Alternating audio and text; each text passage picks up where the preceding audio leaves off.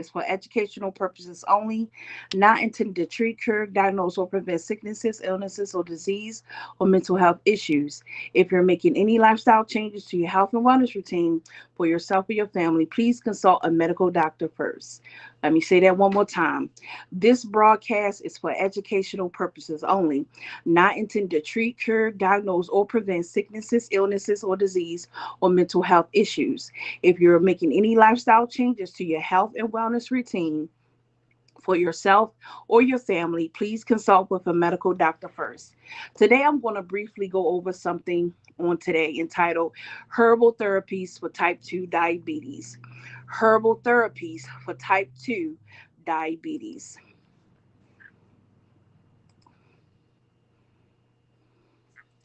Herbal Therapies Type 2 Diabetes. Diabetes history. 1552 BC, Egyptian physician Herbal. 1930s, insulin sensitivity and insulin resistant discovered. 1936, the two types of diabetes were distinguished, type 1 and type 2. Type 2 diabetes in your body will resist insulin, may not produce enough insulin, blood glucose levels are too high. Herbal history. Use of medicinal plants dates back to 60,000 years ago. Herbal medicine traced back to ancient Greece, India, China, and Western America. 100 kinds of herbs listed in the National Library of Medicine. Herbal uses, food, medicine, and beauty products. Now I'm going to go over some various types of herbs on today.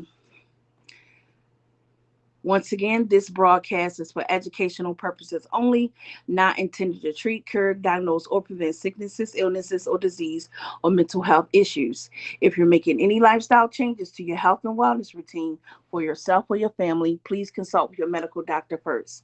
And I'm going to go over one, four herbs on today. The first one is bitter melon. Bitter melon. And what we're talking about today, herbal therapies for type 2 diabetes. Bitter melon. Turn glucose levels into energy, insulin-like properties, supports blood sugar level management, and lower blood sugar levels. Nutritional support. Bitter melon has potassium, zinc, antioxidants, iron, vitamin C, A, B1, 2, and 3. The next herb is milk thistle. Milk thistle decreases blood sugar levels, decreases cholesterol levels, improve insulin resistant, anti-inflammatory properties, reduce risk of developing kidney disease. Nutritional support supports bone health, supports weight loss, boosts the immune system. Milk thistle. Once again, this broadcast is for educational purposes only, not intended to treat, cure, diagnose, or prevent sicknesses, illnesses, or disease, or mental health issues. If you're making any lifestyle changes to your health and wellness routine for yourself or your family, please consult with your medical doctor first. At the end of the discussion, I will give some references so that you can do your own research if you are getting into herbs and or alternative medicine.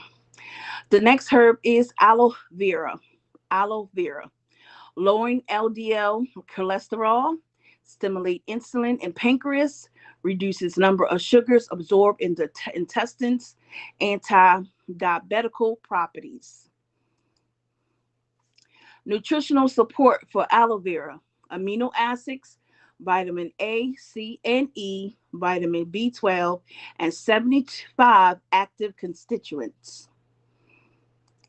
The next herb is fenugreek. Fenugreek. Once again, this broadcast is for educational purposes only, not intended to treat, cure, diagnose, or prevent sicknesses, illnesses, or disease, or mental health issues. If you're making any lifestyle changes to your health and wellness routine for yourself or your family, please consult with your medical doctor first. Hey, if you're viewing this broadcast on this evening, please let me know what city, state, and town that you're viewing from. Fenugreek. Fenugreek. Supports blood sugar levels, lowering. Blood support herb, anti-diabetical, supports improvement of insulin release. Also, fenugreek is it helps lower inflammation, appetite control, reduces cholesterol, and nutritional support. It has fiber, potassium, and iron. Herbal use, potential harm. This is why those such as myself and other herbalists always give a disclaimer when it comes to herbs and essential oils or any alternative medicine modalities. It's always give a disclaimer, because sometimes herbs can either decrease or increase this, you know, what's going on. If you taking medication, some herbs have a drug interaction to certain medications, and it can either decrease the side effect of that medication or increase the side effect of the medication. So some potential harm when it comes to using herbs. Possible drug interaction, which I just said. Increased side effect, decreased side effect. Some people can be allergic to allergic reaction pertaining to the flower that the herb is. Like some people are allergic to lilies, some people are allergic to roses, some people are allergic to different various plants. Vomiting, liver damage, kidney failure. This is why herbalists get when they give out herbs, or somebody come to a herbalist or a herbal store and they inquire on a particular herb, and on the back of the herb or certain directions are given in telling you, okay, only do this herb for like 10 days or 5 days. Why? Because certain things can transpire in your body. Once again, this broadcast is for educational purposes only, not intended to treat, cure, diagnose, or prevent sicknesses, illnesses, or disease, or mental health issues. If you're making any lifestyle changes to your health and wellness routine, please consult with your medical doctor first.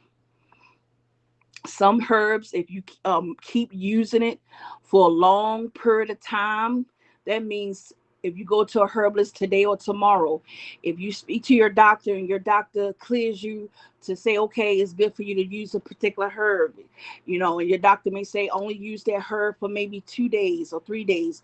But if you go longer than 2 to 3 days, some of the herbal effects could be even liver damage or kidney failure, vomiting, allergic reaction, and especially if you're taking medication, like I said just a few minutes ago, some herbs have a drug interaction with that particular medication. So it's best to seek medical advice from your doctor before you try any herbs, essential oils, any alternative medicines. Even when you're doing supplements, dietary supplements, even though dietary supplements are not regulated by the FDA, you still want to consult with your medical doctor. And I'm going to give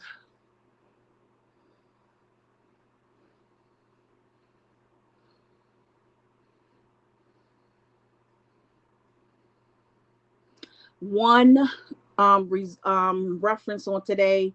And if you have a pencil, piece of paper, and you want to write this reference down, it you can do so. And I'm going to spell the first name of the authors of these publications.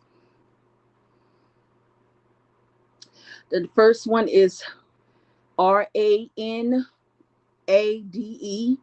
Ranade, M semicolon and the and sign, Mudgalkar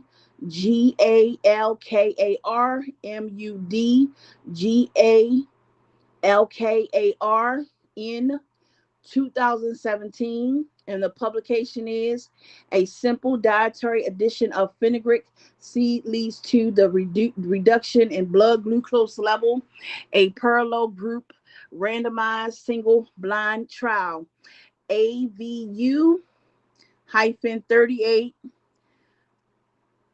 semicolon, in parentheses, 1 hyphen 2 semi semicolon 24. And that's a publication that you can read.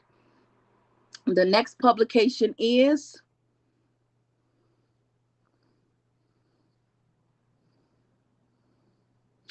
Joseph B. The Ensign, JINID, 2013.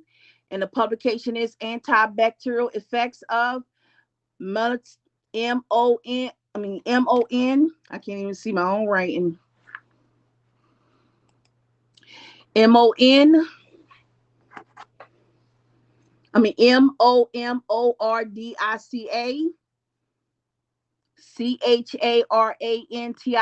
and I'm going to put this in the chat section after I go off a live so you all can go and do your own research.